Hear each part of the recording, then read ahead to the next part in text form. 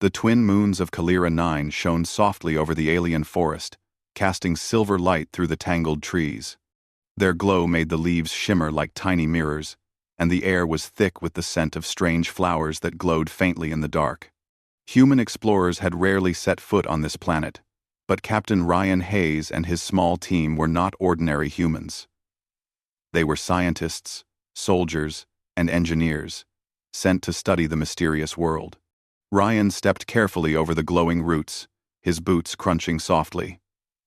He adjusted the strap of his backpack, which carried samples, scanners, and emergency supplies. The forest was quiet, except for the occasional rustle of an unknown creature in the distance. The planet felt alive, as if it were watching him. "Captain, we should stay close," said Lieutenant Mara, her voice cautious. "Sensors show high energy readings up ahead. Something isn't right." Ryan nodded. He had felt it too. A strange pull toward something deeper in the forest. The mark on his hand tingled, just faintly, like an electric current. He had noticed it years ago after a childhood accident, but no doctor had ever explained it. Now, in this alien world, it seemed to react to something invisible in the air. "Don't worry," he said, trying to sound confident. "We'll investigate. But keep your scanners ready." They moved forward slowly. The trees grew taller and thicker, their trunks twisting unnaturally. Vines glowed faintly, and soft mist covered the ground. Ryan's heart beat faster. Something told him that whatever lay ahead was not just strange, it was ancient, powerful, and perhaps dangerous. Then he saw it. A stone structure, half covered by vines, standing like a monument in the middle of the forest. Its design was unlike anything humans had ever seen, tall, sharp, and elegant, with symbols etched into its surface that shimmered faintly under the moonlight. "Is that a temple?" Mara whispered. Ryan nodded slowly. "Looks like it. And I think that's where the energy readings are strongest." As they approached, Ryan felt the tingling on his hand grow stronger. The mark, a faint crescent-shaped scar, began to glow softly under the moonlight. He stopped for a moment, staring at it. "What is it, Captain?" Mara asked, noticing his hesitation. "I don't know," Ryan admitted. "But it's reacting to this place." He took a deep breath and stepped through the archway of the temple. The air inside was cool, almost icy, and smelled faintly of flowers and metal. Bioluminescent plants lined the walls, casting soft light on polished floors. It was silent, but it felt as if the building itself was alive, waiting. Then he saw her. She stood in the center of the temple, her long hair flowing like black water, and her eyes glowing faintly in the dim light. Her skin was pale, almost like porcelain, and she moved with a grace that made her seem unreal. She was an alien, but Ryan could feel the intelligence, strength, and mystery radiating from her. She looked directly at him, her gaze sharp yet curious. Ryan froze. The feeling was electric, like looking at a star too bright to comprehend. "You," she said, her voice soft but commanding. "You have the mark." Ryan's heart skipped. "The mark?" he echoed. "I don't. What do you mean?" She took a step closer, her movements fluid and elegant, and her eyes locked onto the crescent-shaped scar on his hand. Her pupils widened slightly, and she gasped. You are my chosen husband." Ryan blinked. His mind raced. "Chosen? What? I'm a human. I don't even know you." The alien woman tilted her head slightly, studying him as if seeing him for the first time, yet knowing everything. "The mark has chosen you," she said simply. "It appeared for this reason, long ago." Mara stepped forward, tense. "Captain, be careful. We don't know what she wants." Ryan raised a hand, signaling her to wait. He was not sure what was happening, but somehow, he felt no immediate danger from her. Something in her presence was Different. Powerful. Yes. But also sad. Lonely. And familiar. I'm Ryan, he said slowly. I don't understand this. Why me? The alien woman's eyes softened slightly. I have waited centuries for the one who bears the mark. Your people do not know, and yet you carry the symbol that binds us. Ryan looked at his hand. The crescent-shaped scar glowed faintly, pulsing with a light that seemed to respond to her voice. Bind? Us? He asked, confused. Yes, she said. The prophecy is real. You were chosen to walk beside me, to share in my life, to help my people, and perhaps yours, in ways you cannot yet imagine. Mara whispered. Captain, we need to leave. Ryan shook his head. No, not yet. I need to understand this. The alien woman moved closer. Do not fear, human. I do not wish to harm you. But you must come with me. There is much you need to see. Much you need to learn. Something inside Ryan told him that this was not a trap. Something instinctive, deep in his soul, made him step forward. He did not fully understand why, but the pull he felt was stronger than fear. All right, he said finally. I'll come. But I have questions. Her eyes softened, and a small, almost imperceptible smile appeared on her lips. All in time, Ryan. All in time. She extended her hand toward him, delicate but strong. When he took it, a warmth spread through him. Not just warmth, energy, light, and life itself seemed to flow into him. Filling the spaces he hadn't known were empty. The tingling in his hand grew stronger. But it was not painful. It was right. As they walked deeper into the temple, Ryan could not shake the feeling that the forest outside had changed. The mist seemed denser, the shadows darker, yet strangely protective. He looked back at Mara, who had followed reluctantly, and saw the worry etched on her face. Are you okay? She asked. Ryan nodded slowly. Yes. But I think my life just changed forever. They entered a large hall lined with glowing crystals and ancient symbols. The alien woman stopped in front of a massive, circular pattern etched into the floor. This is where I will show you the history of my people, of our prophecy, and why you were chosen.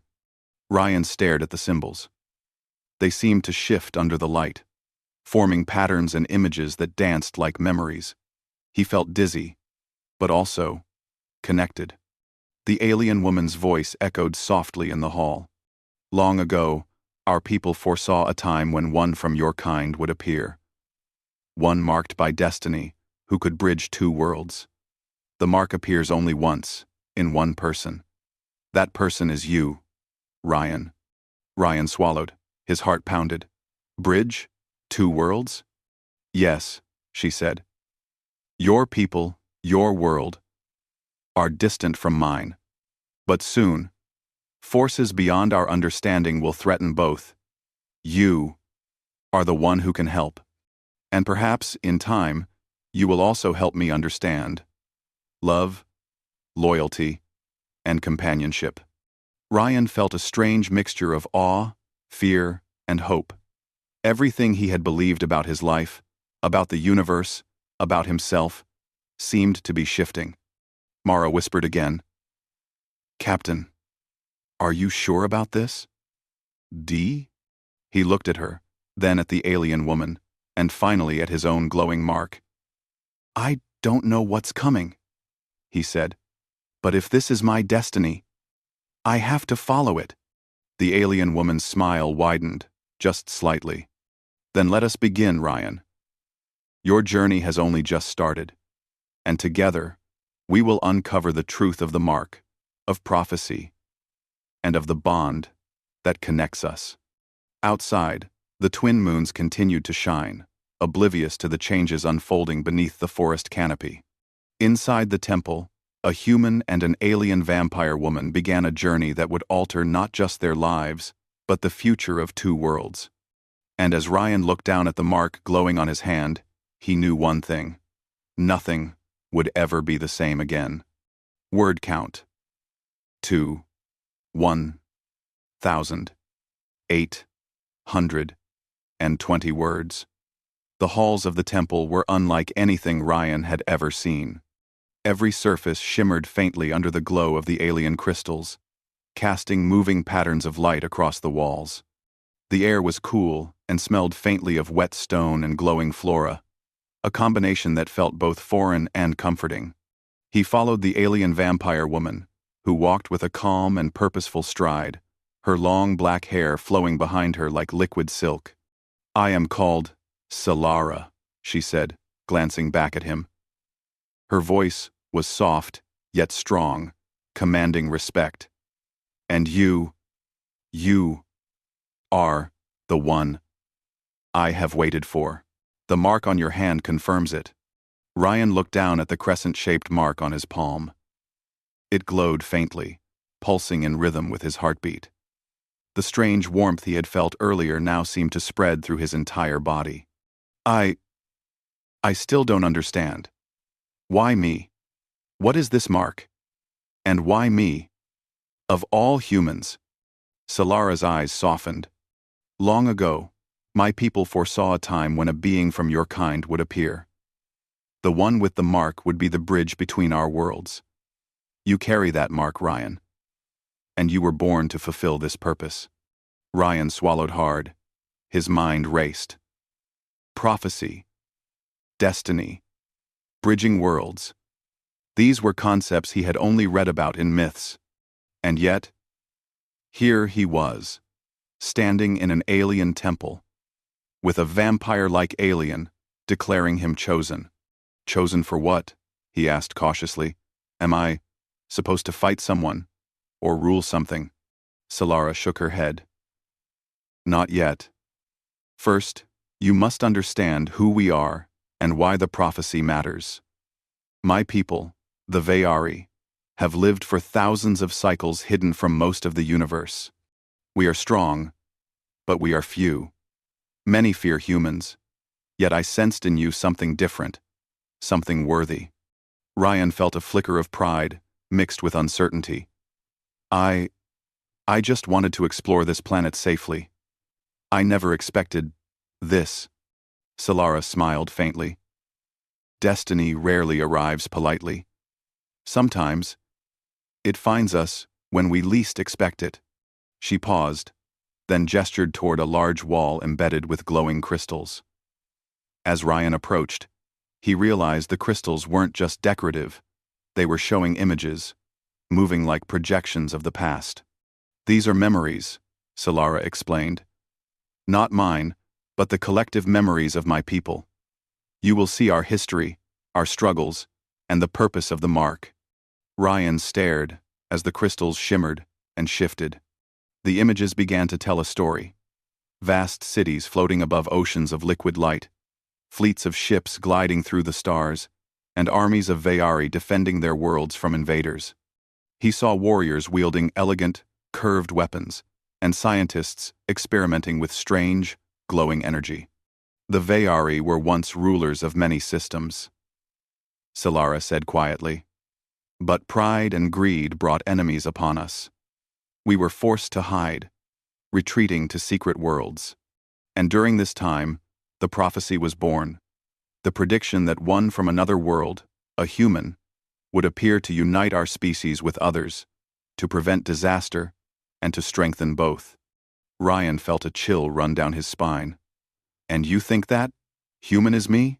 Solara stepped closer, her glowing eyes locking onto his. "Yes. The mark does not lie. You were born to fulfill this purpose. Your blood carries energy that harmonizes with ours. You can survive and even wield forces that others cannot. That is why you were chosen." "Other?" He looked at his hand again, watching the faint glow of the crescent mark. He felt a mix of fear, awe, and responsibility. "So, if I accept this, I'm committing to something huge. I don't even know what lies ahead. And Solara nodded. Yes, but you are not alone. I will guide you, and together, we will face what comes. Ryan felt a strange warmth at her words. There was a loneliness in her voice, a sense of centuries of waiting, of isolation. It was not just the weight of prophecy she carried, it was the weight of a life lived in waiting. And somehow, he wanted to ease that burden. All right, he said finally, his voice steady. I'll learn. I'll try. But you have to help me understand everything.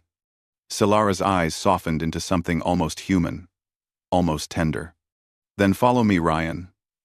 There is much to see, and much to teach. But first, you must learn about the Veyari powers, and the role you will play. They walked down a long corridor, the floor made of smooth crystal that reflected their shadows. Ryan noticed strange symbols etched into the walls, glowing faintly. Solara explained that these symbols were ancient scripts containing knowledge, wisdom, and guidance from generations past. Some scripts detailed medicine, technology, and energy manipulation, while others contained warnings and histories of battles. We Veyari possess abilities that are not commonly understood, Solara said as they entered a wide chamber filled with a soft, violet light. Some call us vampires because of our appearance, our longevity, and our strength. But we are not monsters. We are guardians of knowledge and protectors of balance. And soon, you will learn to harness energy in ways humans have never imagined. Ryan's curiosity overcame his fear. Energy? Like weapons? Not exactly, Solara replied. Energy flows through the universe, through all living beings. Humans have it too. But yours is different. Strong, flexible, and uniquely suited to harmonize with mine. The mark is the connection point. Through it, you can learn, adapt, and even influence the energy around you. Ryan looked at his hand again, tracing the faint crescent. So this mark, it's not just a symbol. It's a key? Exactly, Solara said with a faint smile. And soon, you will unlock its purpose. For hours, she taught him about her people's history, culture, and philosophy. Ryan listened intently, fascinated by the depth and complexity of the Veyari. They were not like humans. Yet they had emotions, honor, loyalty, and a strong sense of justice. The more he learned, the more he realized how much he could contribute to their cause and how much he could grow. Ryan, Solara said after a pause, you will also meet others, some friendly, some hostile. Not all will accept humans. Some will challenge you. But you must remain true to yourself. Your courage, your kindness, and your ingenuity, these are your greatest strengths. Ryan nodded. He had faced danger before, but never like this. Here, on an alien world, with prophecy and destiny intertwined, every choice mattered. As the night passed, Solara led him to a smaller chamber filled with glowing pools of liquid light. These are Veyari memory pools, she explained. They allow you to experience moments from our past. You will see victories, defeats, and lessons that you must understand if you are to fulfill the prophecy. Ryan stepped closer to a pool, peering into its shimmering surface. As he did, images flashed before his eyes. Battles, celebrations, and moments of quiet life among the Veyari. He felt their joy, their pain, and their determination. It was overwhelming. Yet he felt connected. This is incredible, he whispered. I can feel it all. Yes, Solara said. And soon, you will learn to channel this energy, to protect, to guide, and to unite. But first, you must face your doubts. You must prove that your heart, not just your body, is ready for this responsibility.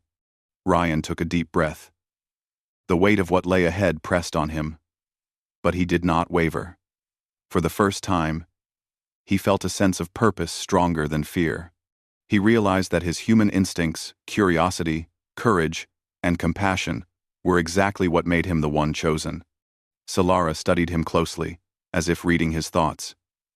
"You have the heart of a leader," she said quietly. "And that is what makes you worthy. The mark brought you here, but your choices will define your destiny." Hours passed as Ryan continued learning. Solara explained the energy flows, the history of wars, and the delicate balance that kept her people safe. Slowly, he began to understand that this was more than prophecy, it was a partnership. He would not just be a pawn. He would be a bridge, a protector, and perhaps even a friend to a species that had waited centuries for him. By the time the first light of Kalira 9's twin moons began to fade into a faint dawn, Ryan felt exhausted but exhilarated.